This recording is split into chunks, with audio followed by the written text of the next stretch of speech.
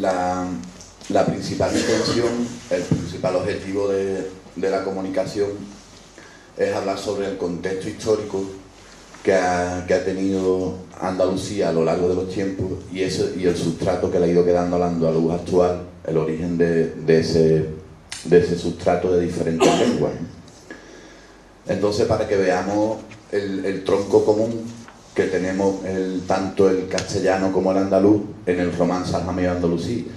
Lo cierto es que la quería hacer más lingüística más que histórica, pero cuando descubro que ya, buscando la información, que ya prácticamente está aceptado por toda la lingüística oficial, el que la harsha, los ejeles y en las mojácas, se encuentran textos escritos en romance aljamiado andalusí, o sea, con grafía árabe y también con grafía latina, pero todavía no existe el castellano. Esto lo que estaban transcribiendo al latín sería el mozárabe, lo que es la misma lengua, pero escrita de una manera distinta en latín y en árabe. Entonces, como ya está tan aceptado, no me quise centrar en eso y lo abrí un poco más al contexto histórico. Claro, si el castellano cuando yo estudiaba nos decían que tenía sus orígenes en la glosa emilianense y silense, y se descubre que luego eso es navarro-aragonés y que las tachaduras que hay en las glosas sí son aljamiadas porque no querían que quedara constancia de la grafía árabe. Entonces, vamos a empezar con el contexto. Aquí tengo no me deja cambiarlo. Tienes que darle abajo el botón.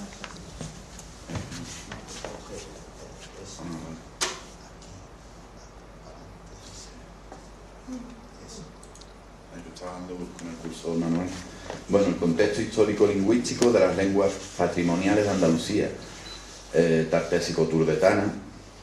En los textos tengo escrito, y viene aquí en el acta, algunas referencias que hacen los historiadores, tanto romanos como griegos. Plinio el Viejo o Estrabón, e incluso Herodoto, que era griego en el siglo I, describen a los turbetanos como descendientes de los tartesos, que tienen leyes escritas en verso para que no puedan ser falsificadas, y son el único pueblo que conoce la escritura.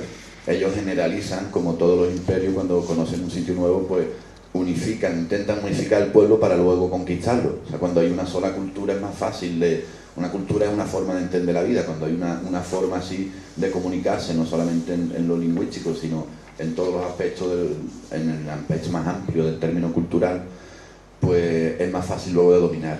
Y ellos llamaban íberos a todos los que vivían en la península ibérica, que en realidad es una demarcación geográfica, no es que fueran pueblos tenían nexos comunes como todos los pueblos de contacto, pero no tienen la escritura, no la conocen.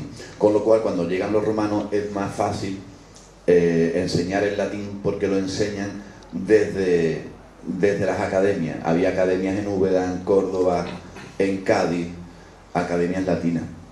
Ya la población, como comentaba, estaba hecha la escritura y así aprende el latín de una manera muy rápida, en menos de un siglo. Esto ocurre en el siglo I a.C., final del siglo I, principio del siglo I a.C. y del siglo I, o sea, no tenemos el siglo 0, sería a principio de nuestra era, es cuando se hace esta descripción. Y todavía Augusto, o sea, el mismo César Augusto dirige la campaña para pacificar el norte peninsular. Entonces, claro, cuando estaban hablando en lengua celta en el norte, aquí ya se hablaba latín, ya estaba latinizada, hubo una latinización muy rápida. Arriba, pues, hasta el siglo II, o sea, 4 siglos después, no está pacificado el sitio y no se abren estas academias para enseñar como en Andalucía, como en la Bética, sino que es la misma soldadesca la que enseña el latín vulgar a la población autóctona del norte peninsular. Claro, las soldadescas o las tropas romanas no vienen de Roma, pertenecen al Imperio Romano, pero la mayoría pues son de territorios que han sido conquistados, con lo cual tienen una lengua materna y luego el latín aprendido. Y un latín vulgar además, quiere decir que no estaba unificado propiamente dicho entre la tropa, se hablaban diferentes hablas y dialectos latinos. Eso hace que no pueda haber un corpus lingui en el norte, literatura escrita como la había en el sur. Y en las actas tenéis mencionado varias de las personas que fueron famosas en Roma, y que incluso se habla del hispanore. El hispanore es como definían a la lengua, al latín que se hablaba en la península ibérica. Y debido a que tenemos a Columela, dos dinastías de emperadores, de senadores, los balbos. Luego tenemos a Séneca también, los balbos eran de Cádiz, Séneca de Córdoba, como sabemos. Tenemos también a Columela, que era un botánico gaditano que se estudiaba en Roma. O sea, todo esto no es que fueran famosos aquí, es que eran famosos en Roma. Y al haber dos emperadores, Adriano y Trajano, nacidos en Itálica y de antecedentes, porque decían, se reían de ellos por el habla, eso le ocurría a Séneca también. Era porque ya en sí se traslada, no es que se llegue a trasladar, pero se comparte el núcleo de poder entre Roma e Itálica durante varios siglos. De hecho, los de máxima expansión y estabilidad de Roma, tanto en Adriano y después en Adriano, que llega hasta a crear el muro de Adriano, precisamente diferenciando lo que es Inglaterra de Escocia. Y Trajano, el que le da la máxima expansión. Con lo cual, claro, si tenemos como centro cultural a la Bética dentro de la península, con un desarrollo de 3 siglos o 3 y medio de latinización mayor a la del resto de la península, es lógico que dentro de la península la lengua de prestigio, el modelo de latín prestigioso fuera el bético. Ya teníamos que antiguamente lo era el turdetano como herencia del tartésico, y continúa siendo igual en el latín, en la época bética. Aquí vemos que la lengua tartésica turdetana tiene una diferenciación con las demás, que además de ser alfabética, es silábica. Eso le configura alguna característica especial y diferenciadora del resto de las lenguas que se hablaban antes de la llegada antes de nuestra era, antes de la llegada de los romanos. Y aquí hablamos, como veis, como en Geografía de Estrabón, en el tomo 2 y en el 3 también, prácticamente en casi todo el tomo 2 y 3 está refiriendo sobre la península. Dice que la riqueza del país hace que los turdetanos sean civilizados y desarrollados políticamente. Pues de ahí viene también que la escritura turdetana fuera la que se extendiese por la Ibera. Y vamos a ver una muestra. Abajo tenéis también en 3.1.6 como habla de que los turdetanos, herederos de los tartesos, son de costumbres dulces y cultivadas, tienen fama de ser los más cultos entre los íberos, poseen gramática y escrito de antigua memoria, poemas y leyes en verso que ellos dicen de 6.000 años de antigüedad. Serían hace ya 8.000 años. Luego aquí veis, tenemos cuatro estelas tartésicas e íberas, ¿no? Y vemos como hay una diferencia entre esta que tenemos aquí. La primera es la estela de luna de la edad de bronce tardío, del siglo IX al siglo VIII, en Valpama, en Zaragoza, y tiene círculos concéntricos. Es un escudo, pero que también simboliza lo que, como define Platón, a Tarsis, ¿no? La ciudad de Tarsis, con círculos concéntricos, con diques que eran navegables, más allá de las columnas de Hércules. Y de aquí se extraen luego formas. En este se vería, en este que tenemos en la estela de Montoro, no se ve muy bien, pero se pueden apreciar estos símbolos, como vemos por aquí, en esta parte de la estela, que luego serían los que se utilizarían para hacer un alfabeto. Este alfabeto tartésico lo compone Rodríguez Ramos en el 2000, tirando de de la etnografía y de la arqueología. Aquí vemos como la cerámica tartésica de Sevilla del siglo X al IX ya tiene símbolos que están luego, posteriormente, en estelas íberas 300, incluso 400 años más tarde. O sea, aparece primero la lengua en Tarteso, en Andalucía, en Turdetania, como definen los romanos. Antes de una aclaración, sabemos que, como dice Antonio Manuel en la huella morisca, nada existe para el ser humano hasta que es nombrado. Y claro, esto hace que primero los griegos nos nombren como Tartesos y luego los latinos como turdetanos.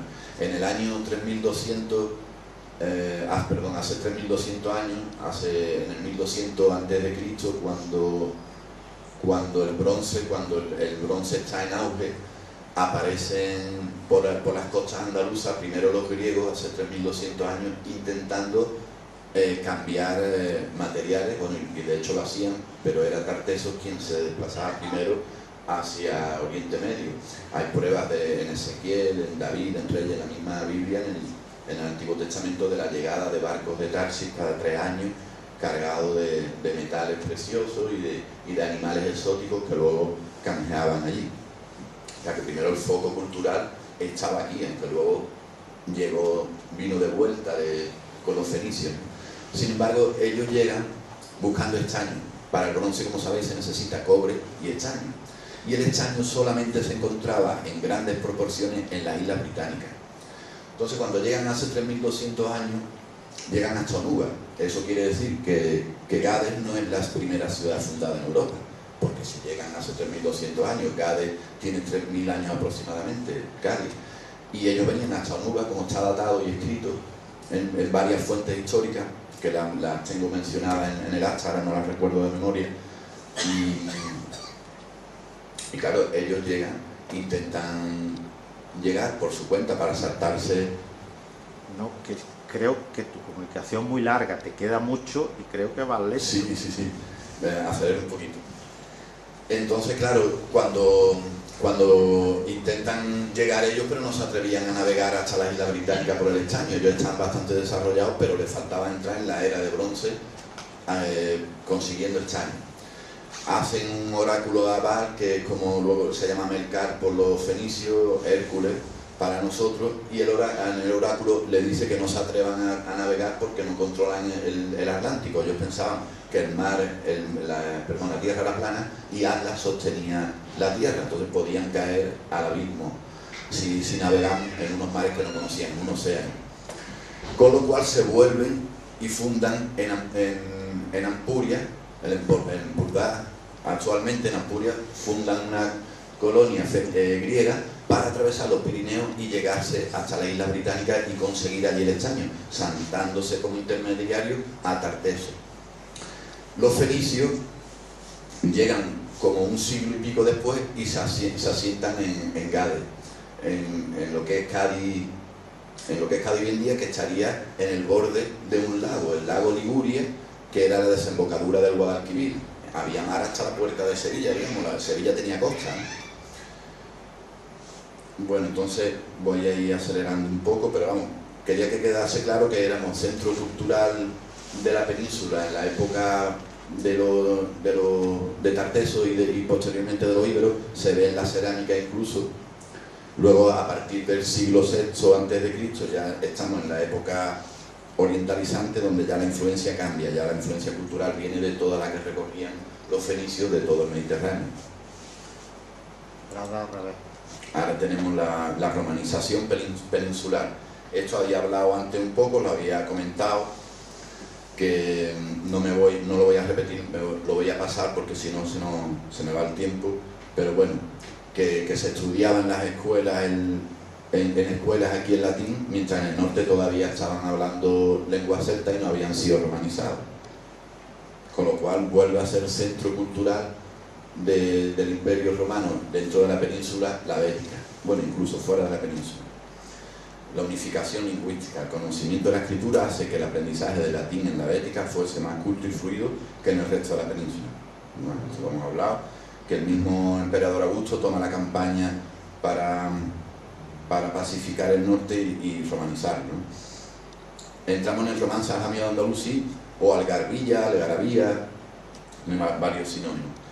Es la evolución del latín bético o hispano-ore con una fuerte influencia del árabe y en menor medida del tamasí o bereber en peyorativo y del hebreo a través del sefardí o ladino. Bien.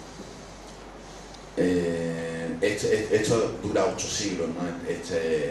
Al andaluz, como sabemos, y el romance andalusí está en uso y casi intacto durante 8 siglos, pero la influencia varía.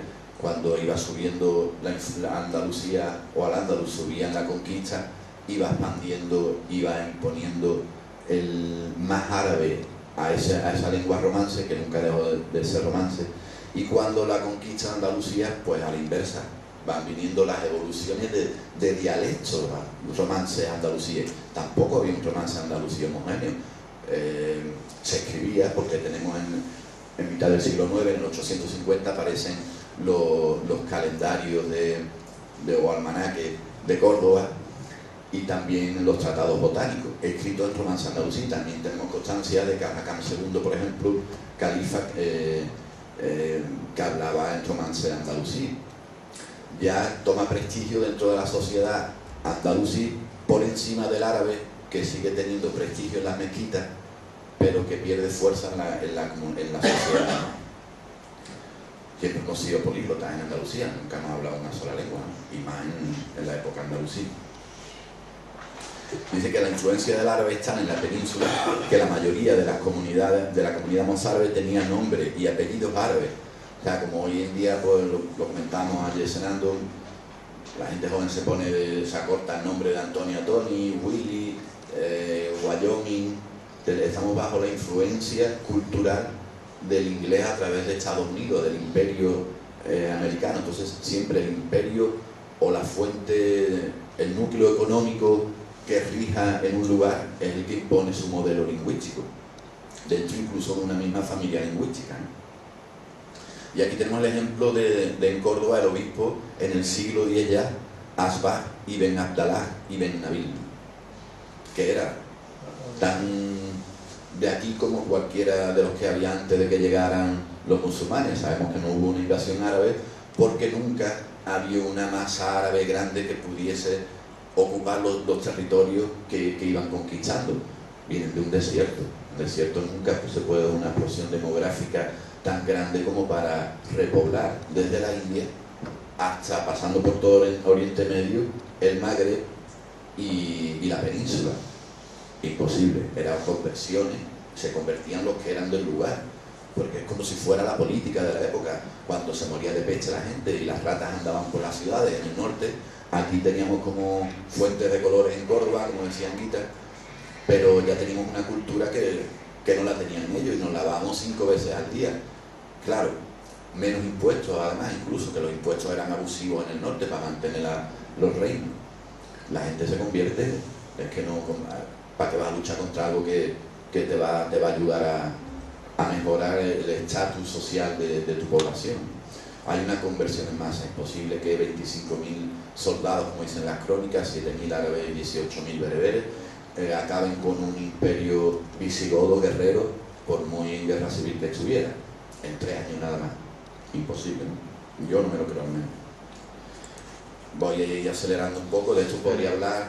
La verdad es que son 16 diapositivas y podía extenderme y estar 2-3 horas, pero no hay tiempo ni tampoco os quiero aburrir con el tema.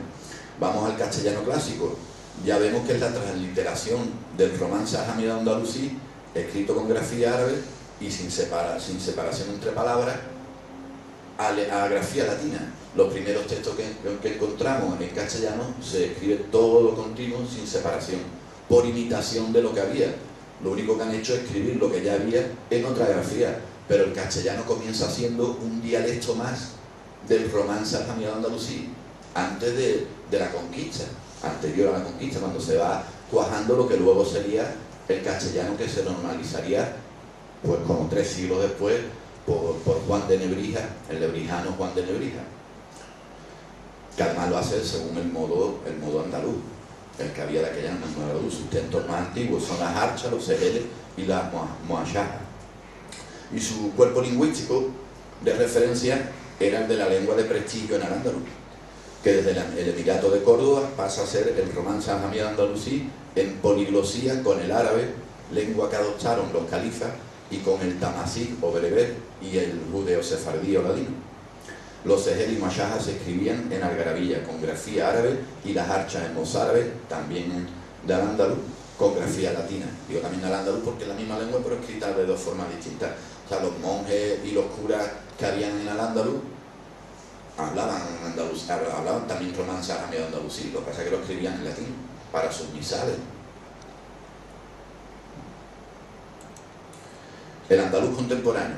Vemos que es una evolución del román sajamí andalusí en paralelo con el castellano. Son dos lenguas de contacto. Pasa que por lo que hablábamos antes, por influencia político-económica castellana, adoptamos, y militar también, por la fuerza, adoptamos su forma que es un dialecto de nuestra forma original. O sea que no es nada ajeno a nosotros el castellano, realmente tiene el mismo origen. Porque si no, ¿qué textos hay castellano? ¿Qué cuerpo lingüístico de referencia para extraer una lengua había? Si tuvieron que esperar hasta el siglo XVI, perdón, no XV, el XVI, Antonio de Nebrija, ¿de dónde lo iban a sacar en el siglo XII? Todavía no existía el castellano.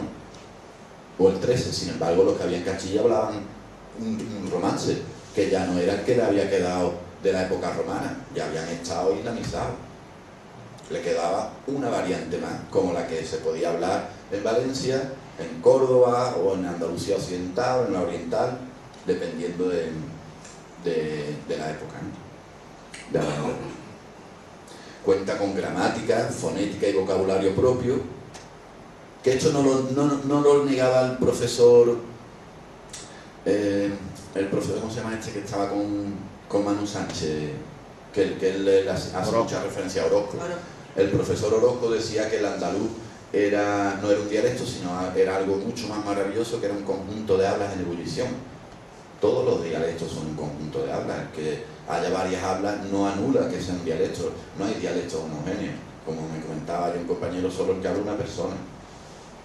Dialecto no, ninguno puede ser homogéneo, y las lenguas, y menos si se expanden en territorio, ¿no? Gramática propia, pues sabemos que tiene no solamente por las metátesis, la forma de cambiar como probe, plurales irregulares como paere, ejemplos que se han visto ya aquí y en otras juntas, y que no voy a repetir por falta de tiempo, pero bueno, la apertura de la escritura de las vocales abiertas, o la pronunciación, perdón, de las vocales abiertas como plural es un hecho gramatical, fonético y gramatical también. A ver si creo que íbamos por aquí.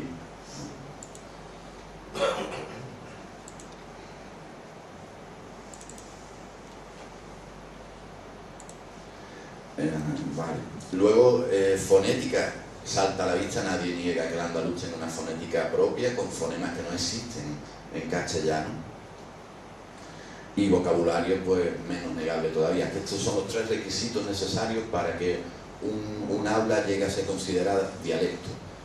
Como decía Paco ayer, el idioma es cuando la lengua pasa a ser oficial, y la lengua es cuando el dialecto es reconocido socialmente. Los filólogos hablan de dialectos nada más, del castellano como un dialecto en este caso, yo como estoy exponiendo, del román sajamí andalusí, del latín, y del latín principalmente, y también del árabe, y el latín de las lenguas indoeuropeas, pero todos son dialectos, todos tienen un origen en otro dialecto. Entonces, esto lo uso para concluir en que el dialecto es el andaluz es un dialecto que, si lo reconociera la sociedad andaluza mayoritariamente, sería una lengua, pero que es una consideración social, no técnica. No nos debe importar tanto que se le llame lengua o dialecto. Que se le llame dialecto, si lo van a comparar con el castellano y como que es directo de... No, entonces sí hablaríamos ya de una lengua, de que el andaluz es una lengua. Concluyendo, ya me queda poquito, ya quedan 3 nada más, que es del marco. Esto lo hemos visto también en el WhatsApp de la SEA, tuvimos tiempo de verlo, pero algo que ya escribí en un artículo en 2007, es algo que voy detrás de ello desde que me di cuenta que en el mismo Estatuto de Andalucía se debería proteger el andaluz. De hecho, están incumpliendo la ley, están cometiendo un fraude de ley. Si tuviéramos dinero para pagar abogados, los podríamos denunciar y podríamos obligar a la Junta a que defendiera al andaluz tal y como marcan pues, el título preliminar. Bueno, están en el acta, lo podéis leer todo. Y otra cosa que es curiosa también, cómo manipulan y cómo falsean la ley. También está en la Constitución española, en el tratado que se establece para una Constitución de Europa, en el artículo 282. Pero fijaos, también está en el libro de estilo de Canal Sur. O sea que en vez de protegerlo, le da como recomendación a los locutores el que no lo usen, el que el andaluz quede como un leve acento, como un muy leve acento. Dice, no, en la página 217, en la vocalización, dice este libro de estilo, que no solamente es para televisión, como sabéis, es para radio también, dice que no son aceptables pronunciaciones coloquiales. O sea, que no es aceptable cómo se habla en mi casa, como me ha enseñado, como hablaba mi padre, mi abuelo, como estamos hablando nosotros, no es aceptable.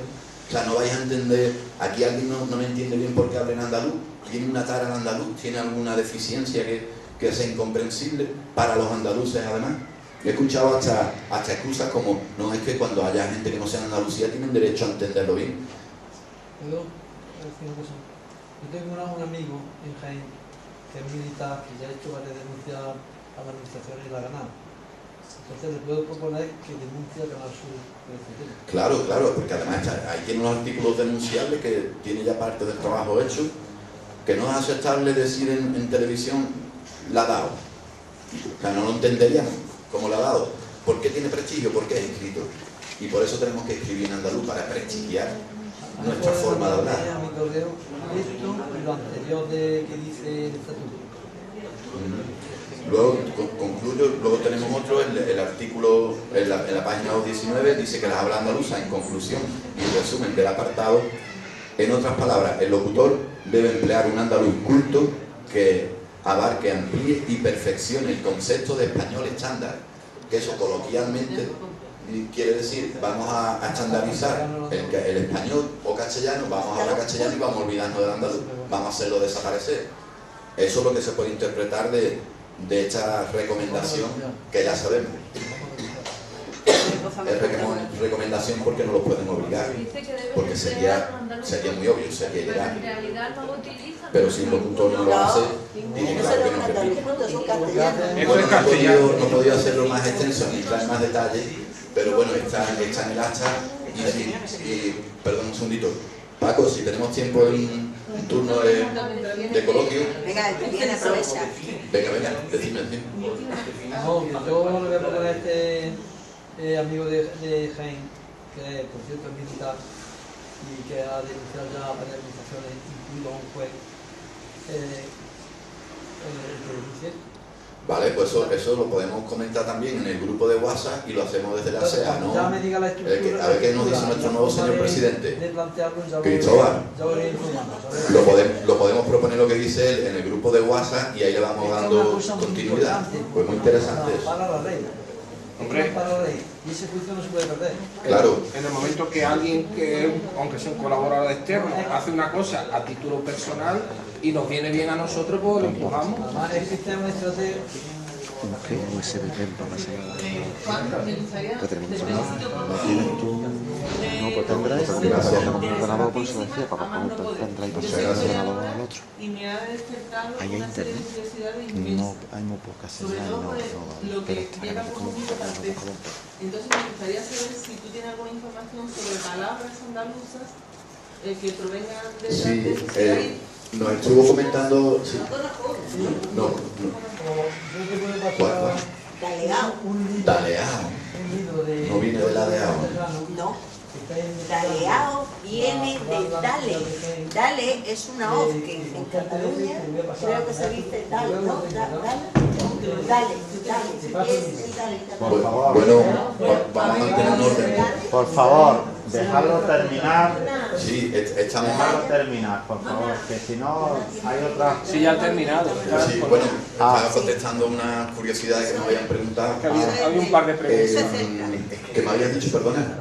No, simplemente que si nos aclara sobre el mito de Tarteso, las últimas teorías y si hay palabras que... Sí, básicamente, aparte de la que ha comentado la compañera Yoli de Dale, que no... Dale, que viene de celta.